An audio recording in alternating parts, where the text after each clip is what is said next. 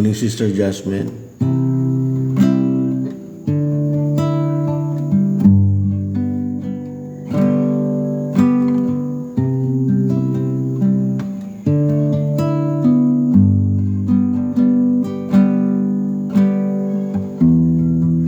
Purihin ng Diyos.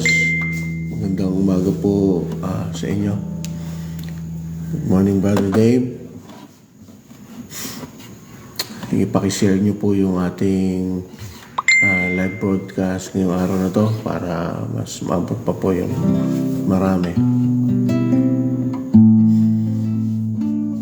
Purihin ng Diyos ang Ama ng ating Panginoong Hesus sa kanyang sinugo para tubusin ang ating mga kasalanan. Tayo po ay narito ngayon sa Insight. Good morning, Sister Jessica.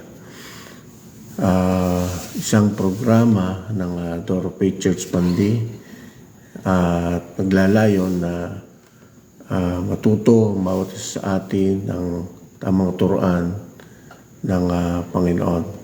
We preach the Word of God as it is. Bago po ang lahat, samahan niyo ako sa pag-awit sa Panginoon.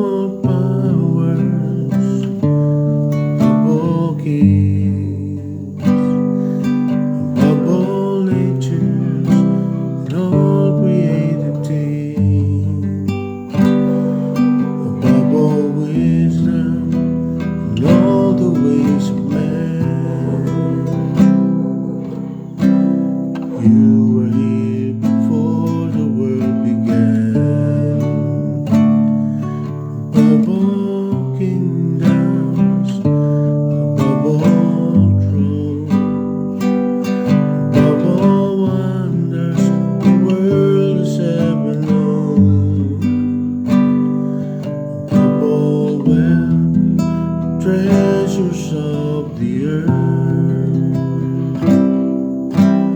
there's no way to measure what you earn. Crucified, laid behind the stone, you lived to die, rejected and alone, like a rose trampled on the ground. You took the fall and taught me above all. Crucified, laid behind the stone, you lived to die, rejected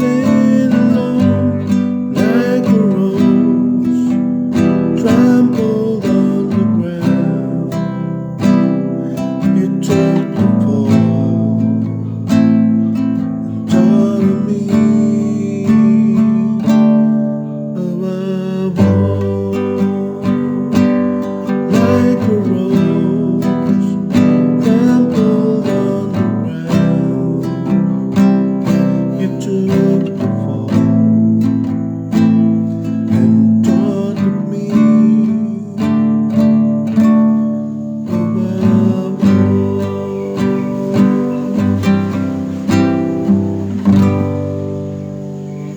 Rin po ang Diyos.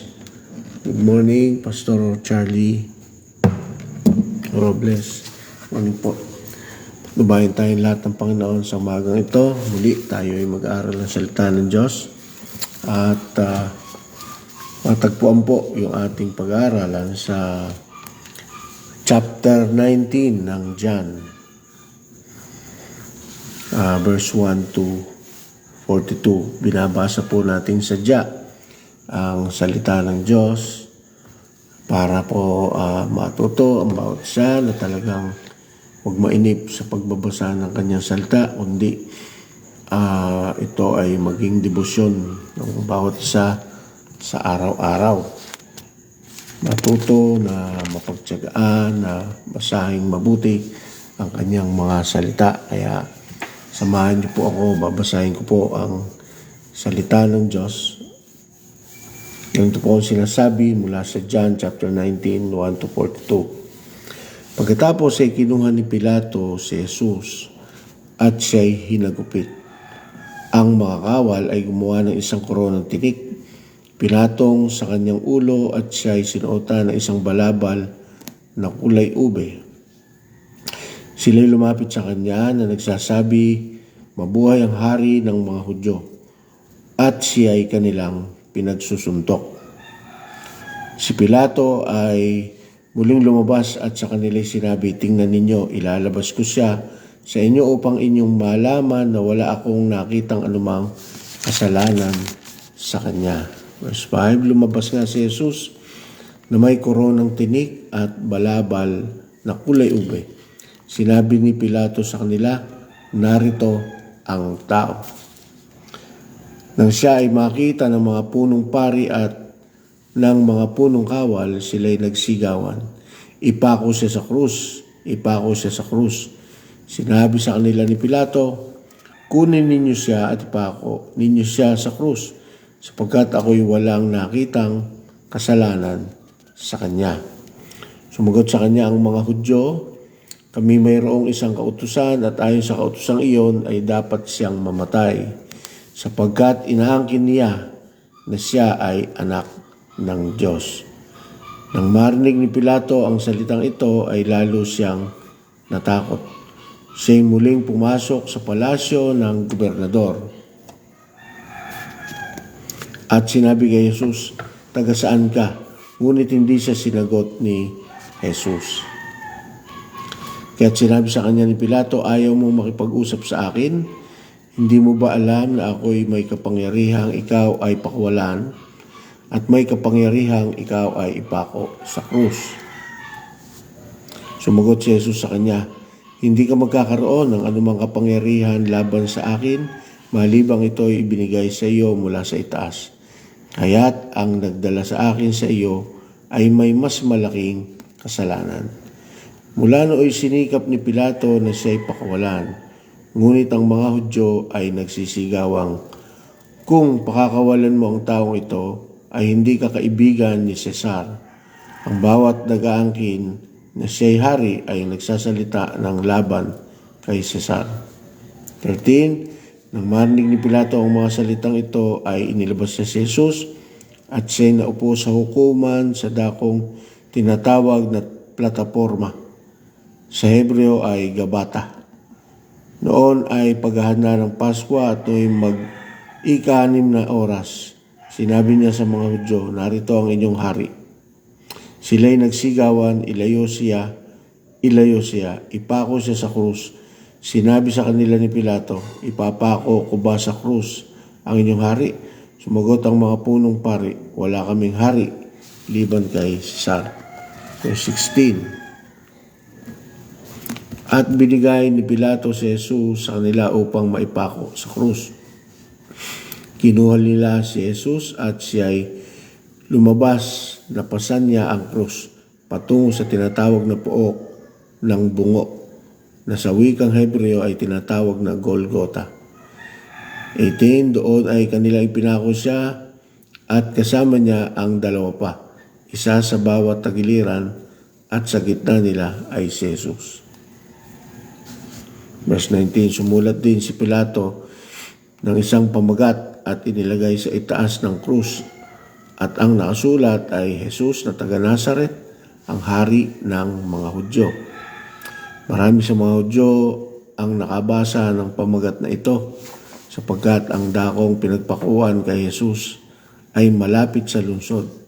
At ito'y isinulat sa Hebreo, sa Latin at sa Griego. Kaya't sinabi kay Pilato ng mga punong pari ng mga Hudyo, "Huwag mo isulat ang hari ng mga Hudyo, kundi sinasabi ng taong ito, ako ang hari ng mga Hudyo." Sumagot si Pilato, "Ang naisulat ko ay naisulat ko na." Nang maipako ng mga kawal at si Jesus Kanilang kinuha ang kanyang mga kasuotan at hinati sa 4 na bahagi. Sa bawat kawal ay isang bahagi, gayon din ang tunika, at ang tunika ay walang tahi na hinabing buo mula sa itaas.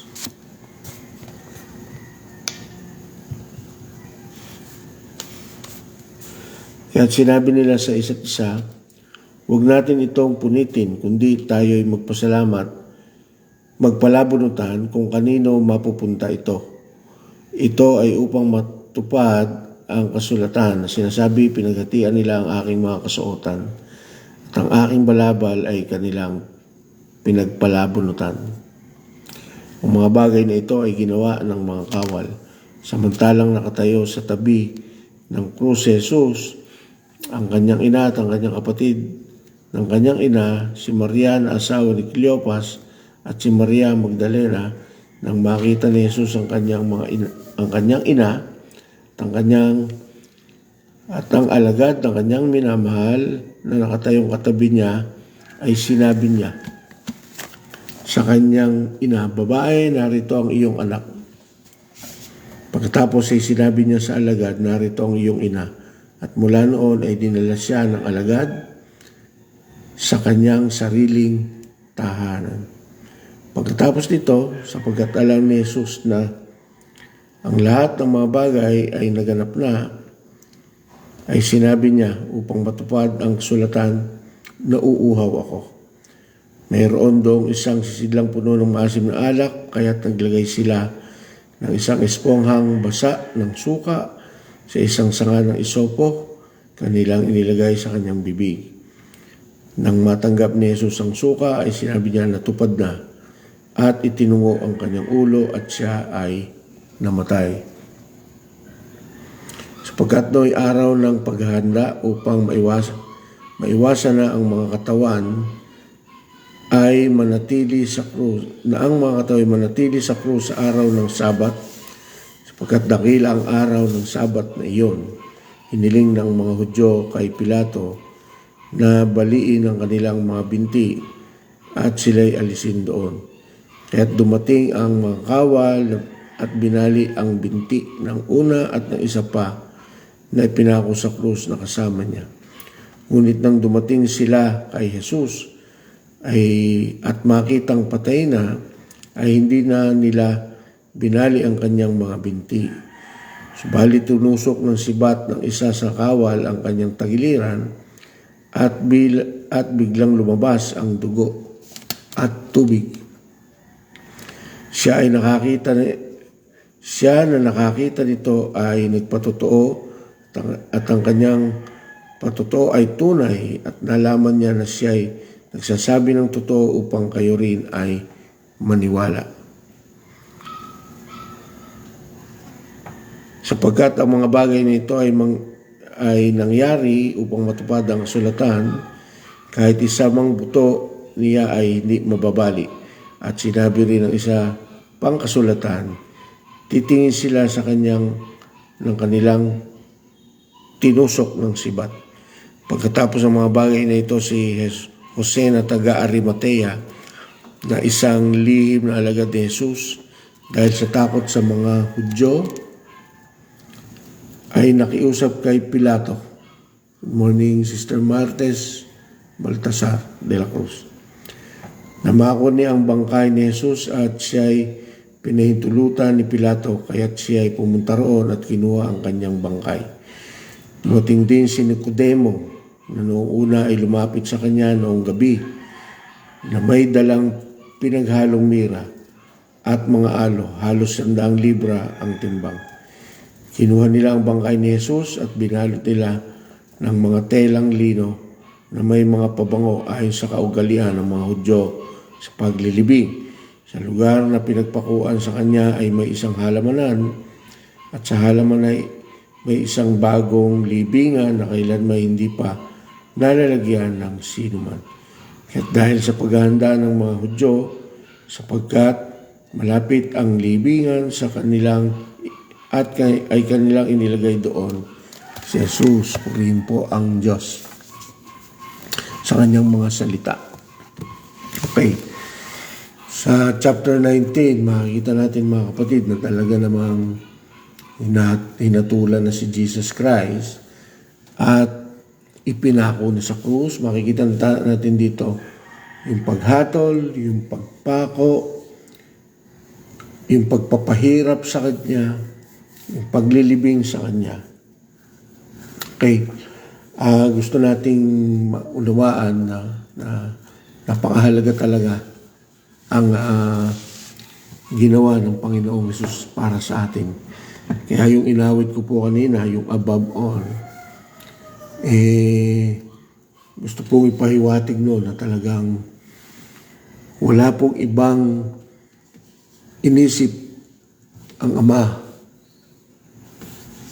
para matubos ang sanlibutan, maging ang kanyang anak ay ibinigay para sa atin, para matubos yung ating mga kasalanan. At maging ang Panginoong Hesus, bagamat nasa katawang tao ay alam niyang mahihirapan siya sa pagdadaanan, ay hindi ang kanyang sariling kagustuhan ang masunod, kundi ang kalooban ng Ama na sa langit. Kaya naman, napakadakilang bagay ang ginawa ng Panginoong Hesus at dakilang bagay ang ginawa ng Ama. Binigay ng Panginoon ang kanyang buhay, ang Ama naman ay ibinigay ang kanyang natatanging anak para sa bawat isa sa atin.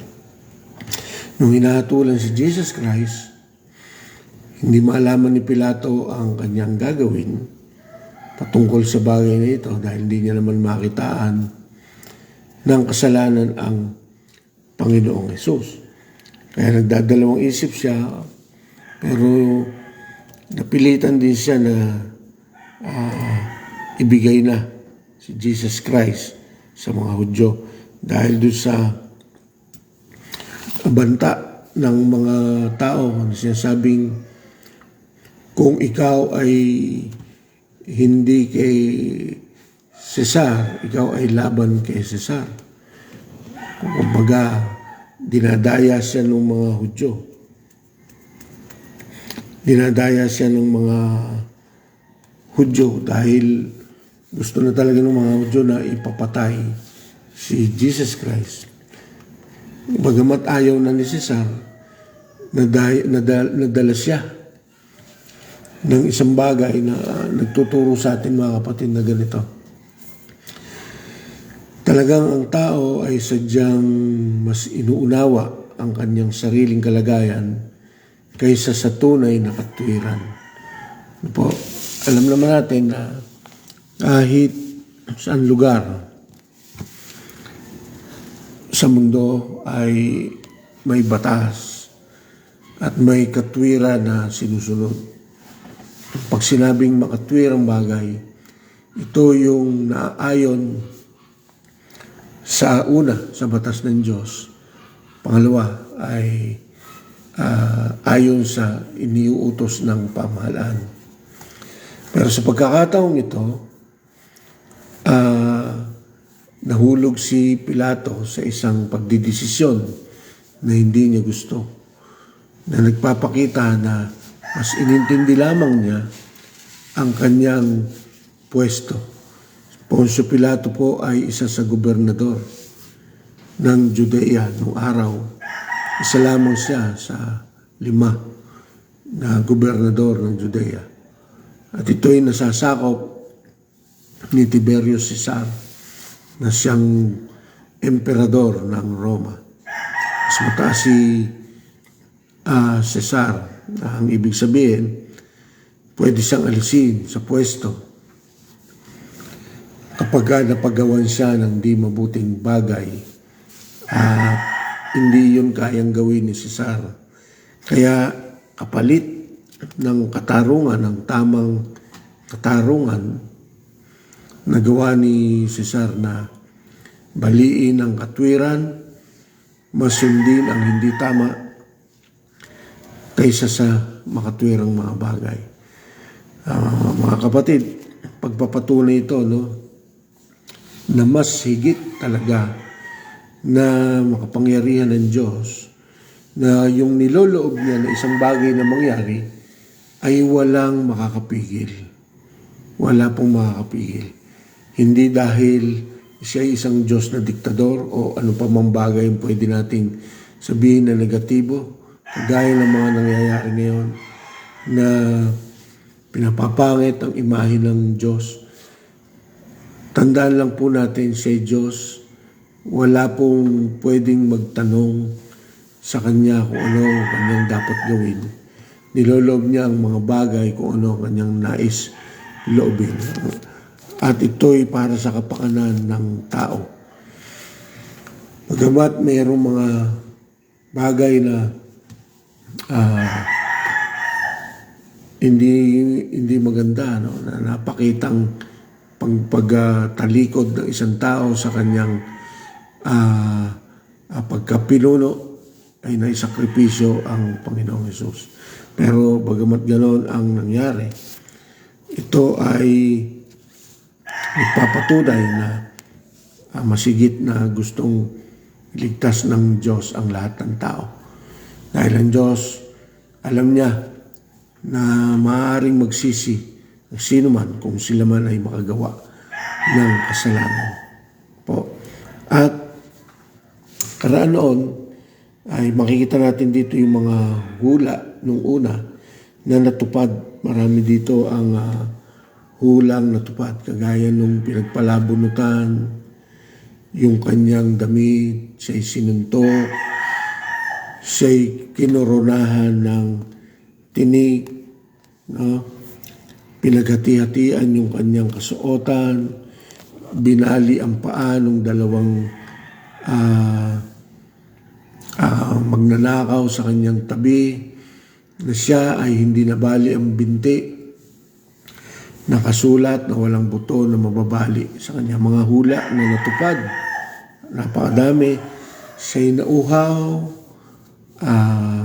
pinainom siya ng suka, kasama po lahat yan sa mga hula, at maging yung huling bahagi, tinusok siya sa gilid, inulos ng patalim yung kanyang tagiliran at bumuhos ang tubig at dugo mula doon, at naging saksi yung tumusok na talagang hindi lamang dugo ang lumabas kundi pati tubig, no? Pati yung kanyang libingan na pinaglibingan ay hindi pa nagagamit.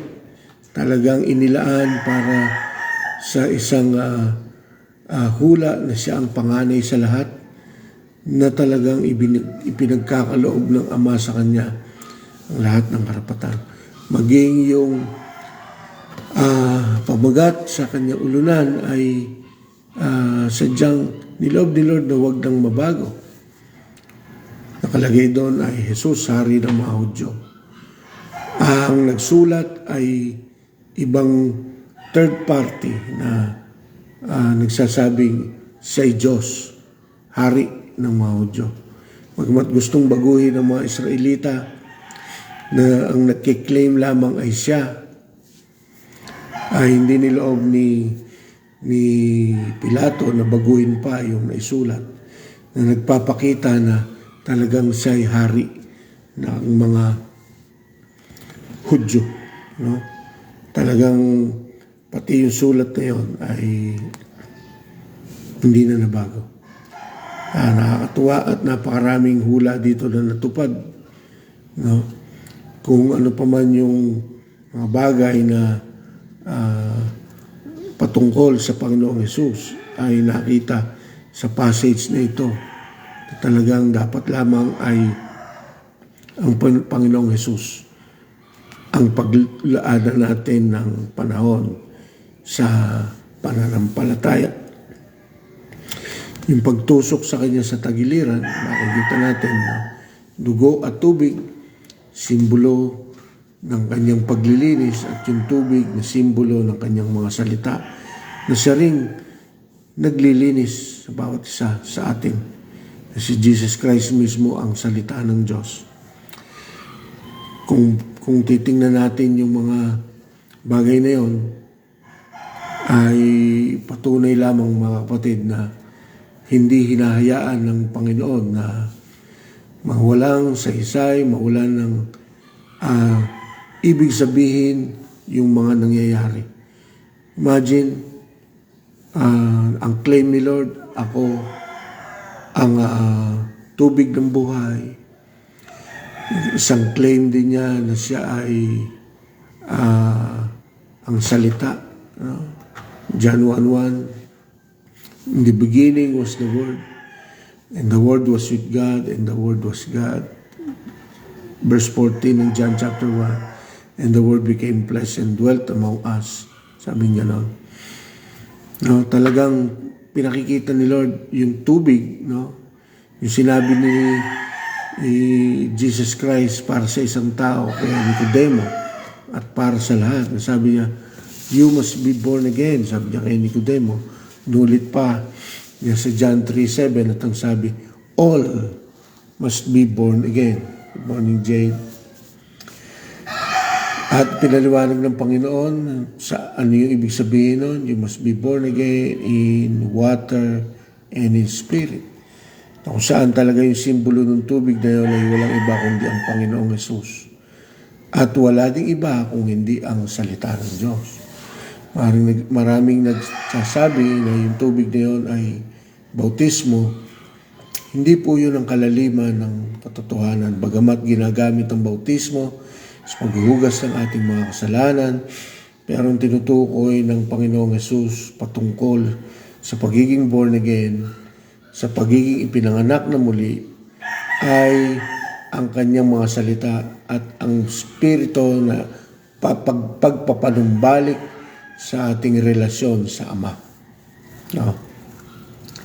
Talagang tunay na Word of God ang tubig dahil hindi pwedeng ma-born again ang isang tao sa pamamagitan ng bautismo. Hindi maaaring ma-born again ang isang tao sa pag-anib sa isang sekta, kundi sa pamamagitan lamang ng salita ng Diyos.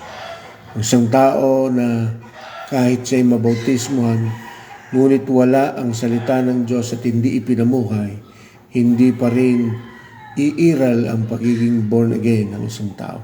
Kaya yung tinutukoy na tubig na yon ay ang salita ng Diyos na lumilinis, kagaya ng dugo ng Panginoong Hesus, ang siyang nagiging dahilan para ang isang tao ay maging born again. Mapansin natin dito may dalawang karakter.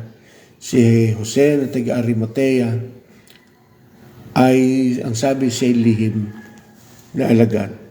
Sabi sa verse 30, pagkatapos ng mga bagay na ito, si Jose na taga Arimatea na isang lihim na alagad ni Jesus dahil sa takot sa mga Hudyo.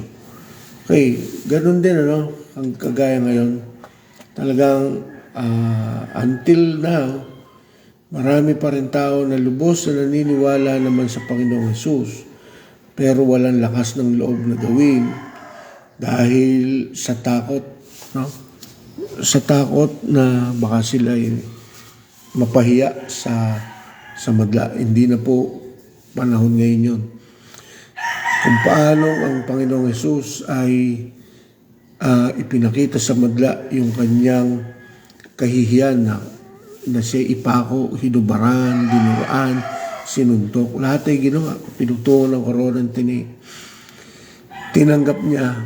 Mga kapatid, yung simpleng kahihiyan na tayo'y masumbatan, tayo'y mausig dahil sa kanya, talikuran na natin yun at harapin natin ang katotohanan at tanggapin natin ang tunay si Jesus, lumapit tayo sa Kanya.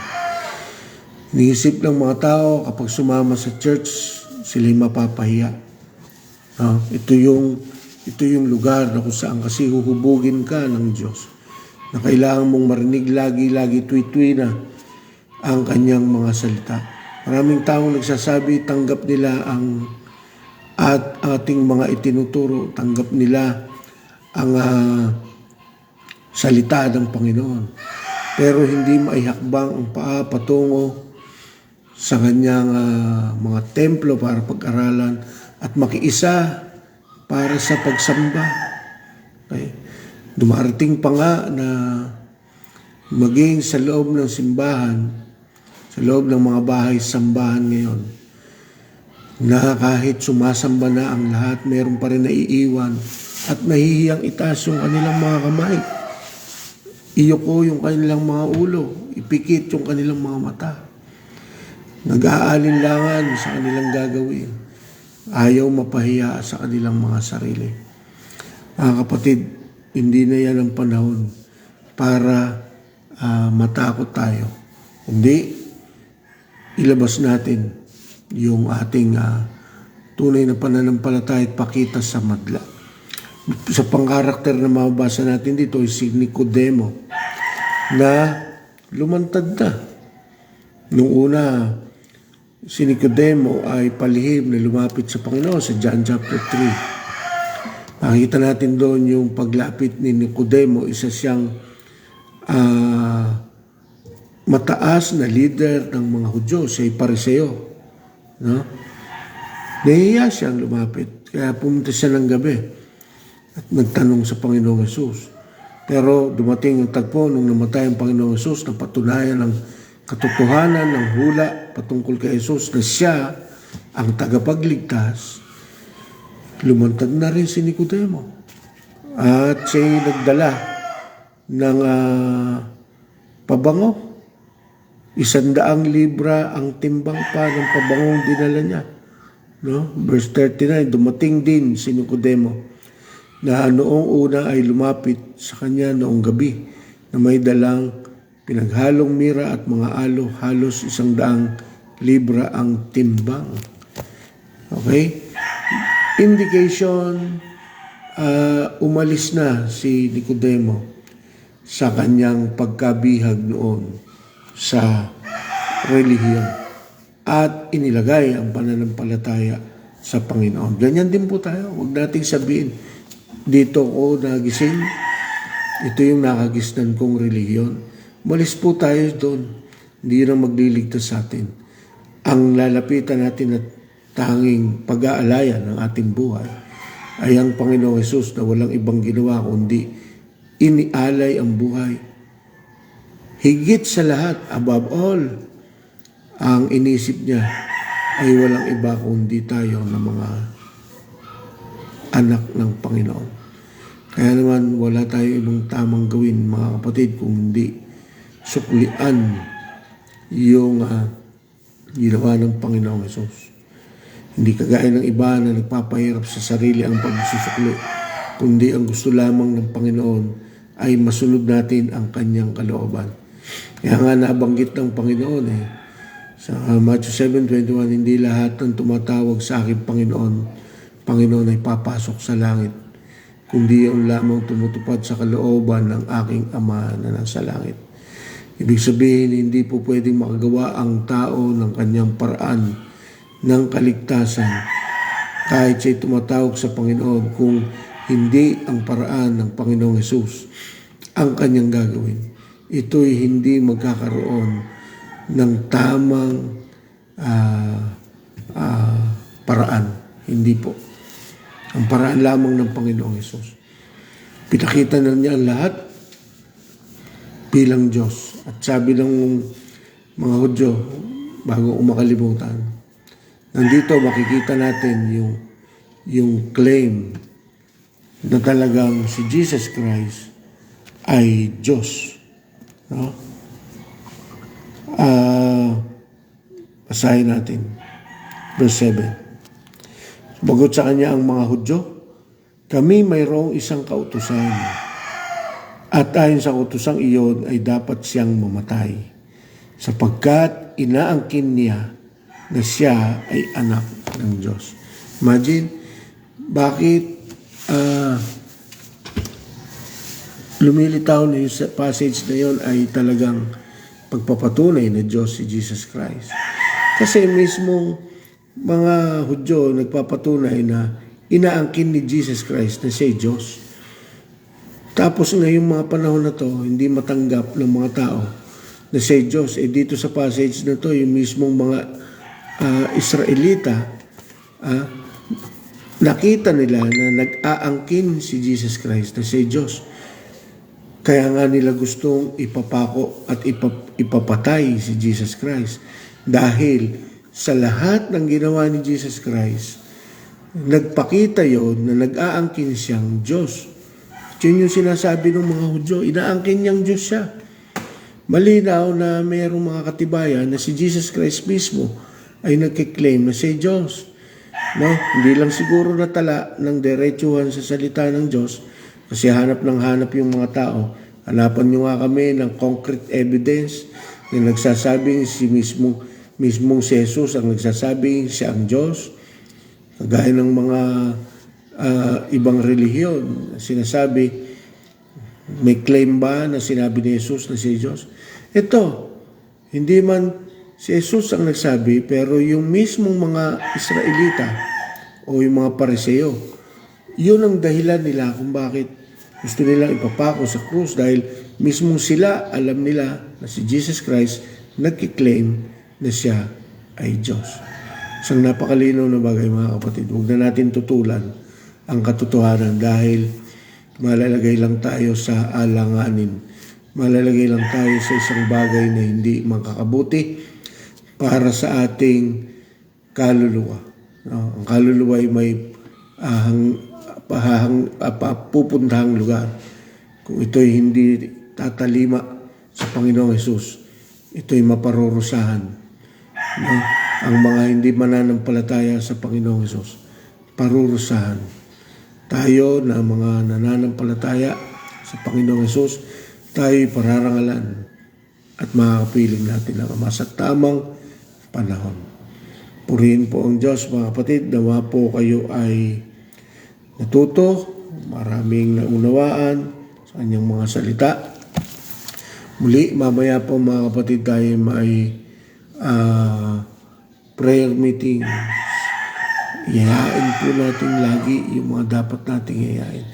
Huwag tayong magsasawa sa mga tao na tingnan ninyo kung gaano kamahal ng Panginoong Hesus ang lahat ng nilikha.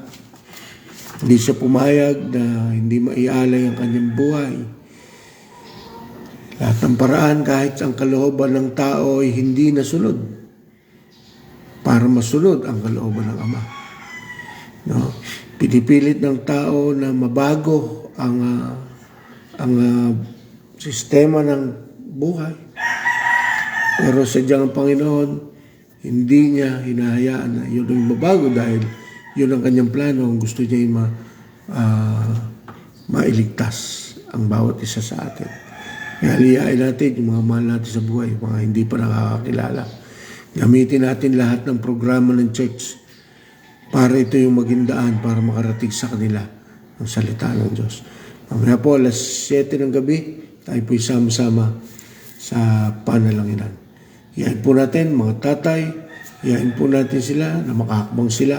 Huwag silang mahiya, kagaya ni Jose na taga Arimatea na lihim na alagad ni Jesus. No? Pero nung huli, sila lumantad na rin. Si Nicodemo, nahihiya, lumantad na rin. Mga tatay, huwag po kayong mahiya. Pakita na natin sa madla, tayo'y mga tunay na mga anak ng Diyos. Purihin po ang Panginoon, tayo po'y manalangin. Ama, Diyos na makapangyarihan sa lahat, pinupuri ka namin at pinasasalamatan sa lahat ng bagay na iyong nagawa, lalo na ang pag-aalay dinyo ng inyong buhay. Panginoon, pagnabahin niyo po kami ng inyong mga salita o banal na Espiritu. Lagi niyo po kaming palakasin upang aming mailantad ang aming sarili na mapatunayan at makapagpatotoo na Panginoon kayo ay tunay na Diyos at walang ibang pwedeng maging daan ng kaligtasan kundi kayo lamang. Walang ibang nagbabago ng buhay kundi kayo lamang, Panginoon. Lord, ang mga maghahanap buhay, ang mga may lakad, saan pupunta, ingatan niyo po, hindi pa po lubos. Nabubuti ang panahon, kaya ingatan niyo po ang bawat isa na lahat ng inyong mga anak na mga gagawa sa araw na ito. Ingatan niyo po kami lahat. Purihin po kayo, maraming pong salamat. Patubahin niyo po ang bawat sa ito po ang aming dalangin. Sa pangalan ng Panginoong Hesus. Amen. Amen. God bless po sa bawat isa. Purihin po ang Diyos.